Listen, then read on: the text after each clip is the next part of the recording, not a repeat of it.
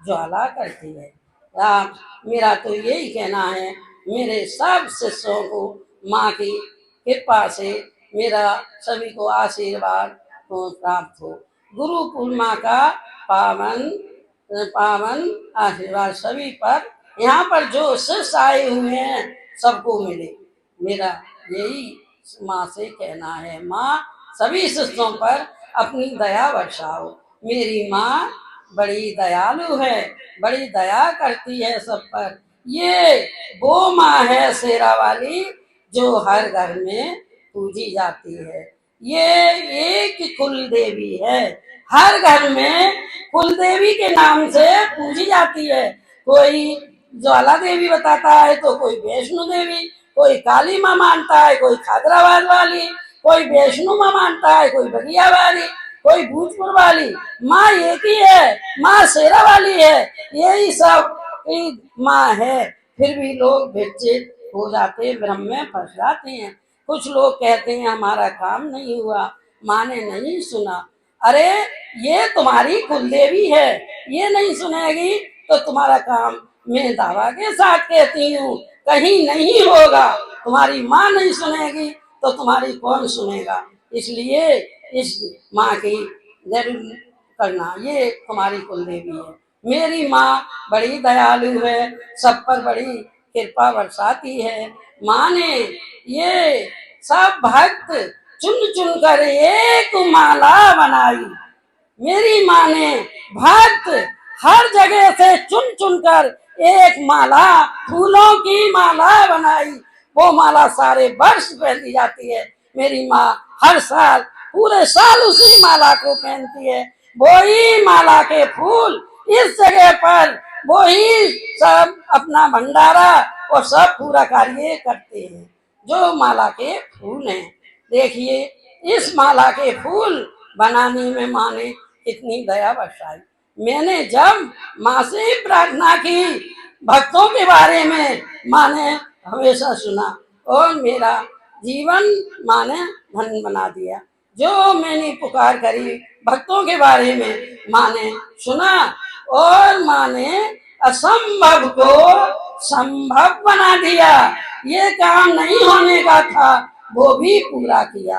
किसी का बच्चा खो गया, वो 3 दिन के अंदर वापस आ गया। किसी की गोद खाली थी, उसके गोद भरी। कोई निर्धन था, उसको धन दिया। इसीलिए माँ ने सबके सभी काम पूरे किए। मेरी माँ ने मेरा बहुत इस जीवन को धन बनाया।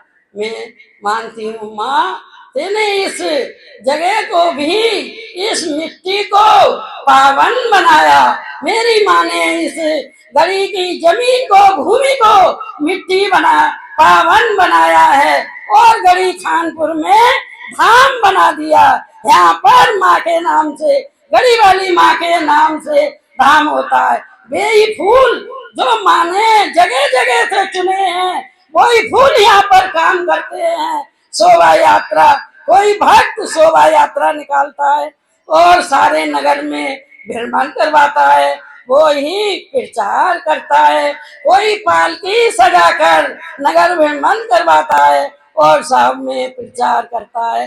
कोई भक्त ला लाकर फूल चढ़ाता है, माँ के लिए रोज फूल लाता है, पूरे साल फूल चढ़ाता है। कोई सुंदर आभूषण, कीमती आभूषण वस्त्र लाकर मेरी माँ को सजाता है। कोई गहने लाकर माँ को सजाता है। कोई 24 घंटा माँ की सेवा में लगा रहता है। जब उससे कहो वो तैयार है। माँ के लिए और गुरु को ऐसे ही भक्त अच्छे लगते हैं जो आज्ञाकारी हो। देखिए जो हमारा मन रूपी रथ है, इसमें चलते हैं। कहते हैं गुरु हमारे साथ नहीं जाते, गुरु उसी भक्त के साथ जाते हैं जिसकी लगाम और तंग हाथ में हो। लगाम क्या चीज होती है? 10 इंद्रिय गुरु के हाथ में जिस शिष्य की हैं, शिष्य उसी को अपना शिष्य मानता है और सही चलता है। शिष्य तो अनेकों हैं, लेकिन 24 घंटा सेवा करने वाले कम होते हैं। जो 24 घंटा सेवा करता है वो उससे माता रानी प्रसन्न रहती हैं। मेरा तो माँ से यही कहना है, माँ मेरे ये भक्त हमेशा हमेशा ये हरे फूले इन पर कृपा दया बरसाओ, इन पर अपनी कृपा बरसाओ। ये सब सेवा में लगे रहते हैं। देखिए कोई कोई अपनी बहन तुम बहन जानी भाई जाना, जगत तूने जगत जाना जाना जाना, उमड़क ना जाना उमड़क ना जाना, ना जाना ना जाना, ये सब सुख सीखा।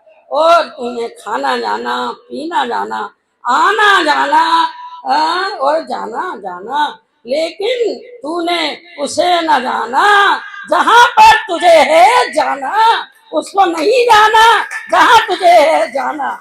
सब कुछ जाना। मेरा तो यही कहना है, हे भगवती हे माता रानी, मेरे भक्तों पर यही कृपा बरसे और चलती रहे।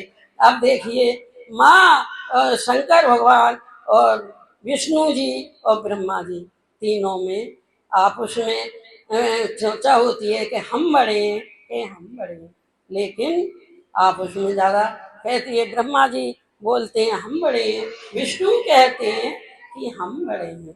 उतने में एक शंकर जी के तेज से एक बच्चा प्रकट होता है और वो क्रोध में आकर ब्रह्मा जी का सर नाखूनों से उतार लेता है, क्रोधित हो जाता है।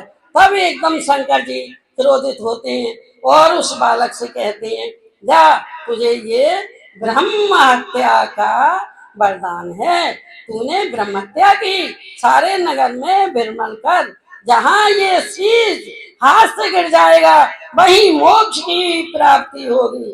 जहाँ भक्ति होती है वहीं शक्ति होती है, जहाँ शक्ति होती है वहीं मोक्ष की प्राप्ति होती है। और उन बालक के पीछे एक होनी को लगा दिया, जिसे करके बोलते हैं हमने तो कुछ नहीं किया, हमारे पीछे तो होनी पड़ गई। वो होनी कैसी होती है, किसी ने देखा है? उसका भयंकर रूप होता है, लंबे बाल होते हैं, बड़े दांत होते हैं।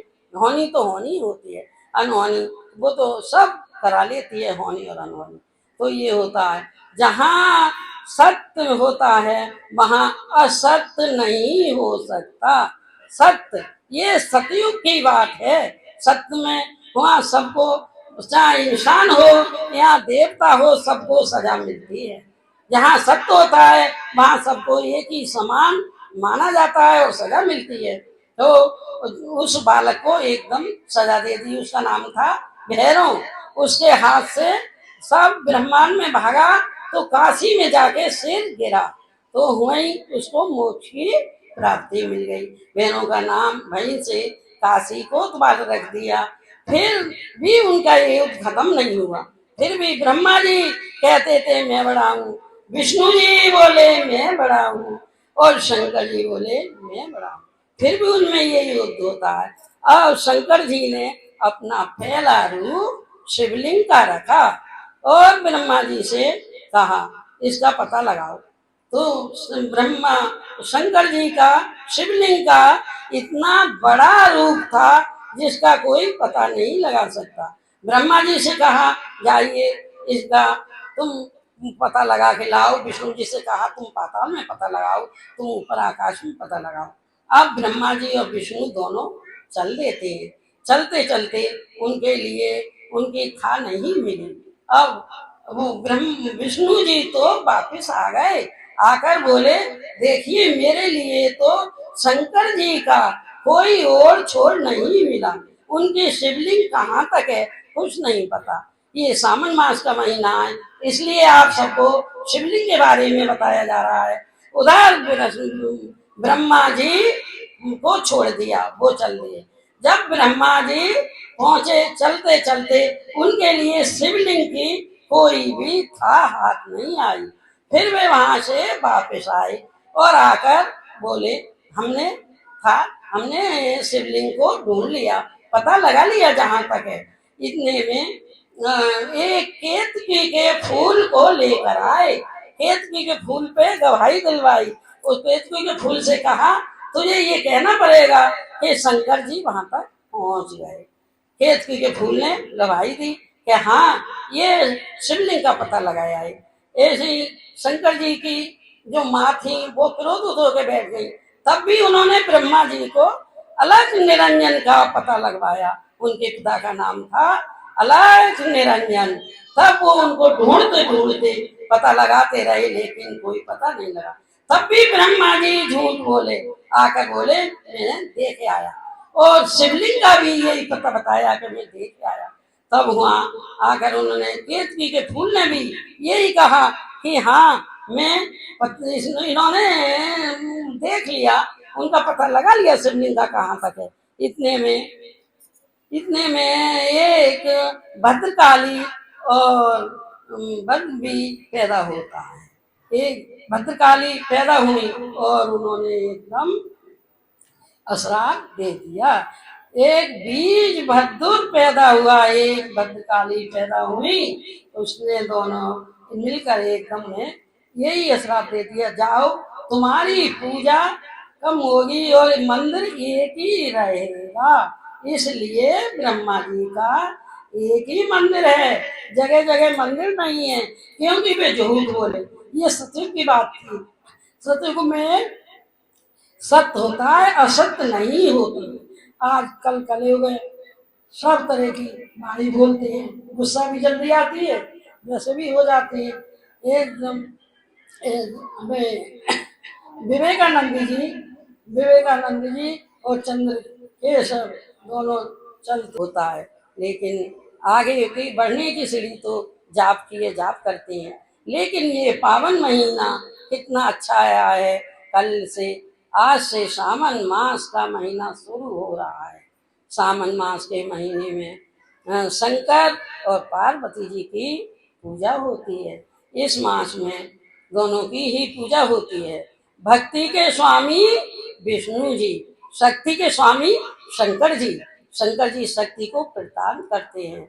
जिस जो लोग बचपन में मर चुके और उनकी नौकरी भी छूट गई, वो बहुत कमजोर थे, जब वो चंद्रकेश जी अपने गुरु से मिलने के लिए गए तो बहुत लोग समझ गए।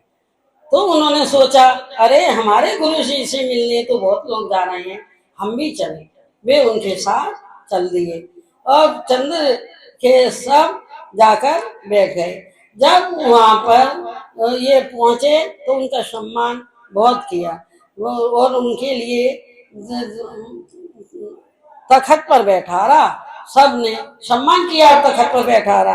तो विवेकानंद जी जाकर के वहाँ बैठ गए, नीचे जाकर बैठ गए, क्योंकि चंद्र के सर तो एक दीपक थे, वो अपने उसमें बहुत अच्छे थे, सब में अच्छा धनमान अच्छा सम्मान वाले थे। जब वो गए तो उनके साथ काफी पब्लिक गई, तो उन्होंने कैसा सोचा कि हमारे गुरु के पास बहुत लोग जा रहे हैं तो वो भी चल दिए। तब जाकर के वो अपने जाकर बाहर नीचे जमीन पर बैठ गए। तो विवेकानंद जी नीचे बैठे, चंद्रकेशरी को तखत पे बैठा रहा। वहां जाकर के उनके गुरु गए, वो भी वहीं बैठे थे। तो और लोगों ने कहा अरे क्या आपने चंद्रकेशव को नहीं देखा, वो आसन पे बैठे हुए हैं। तब उनके गुरु बोले नहीं, देखिए वो तो जलते एक दीपक हैं, होनहार दीपक हैं, इस समय उनका नाम चल रहा है, इसलिए वो वहां बैठे हैं। दीपक तो जब तक जलेगा जब तक तेल और बाती रहेगी। देखिए हम तो अपने उगते सूर्य के सामने बैठे हैं, जैसे सूर्य की किरण फैलती हैं वैसे ही हमारी किरण फैलेंगी। तो वो वहां जाकर अपनी जमीन पर किरण सूर्य के पास बैठ गए।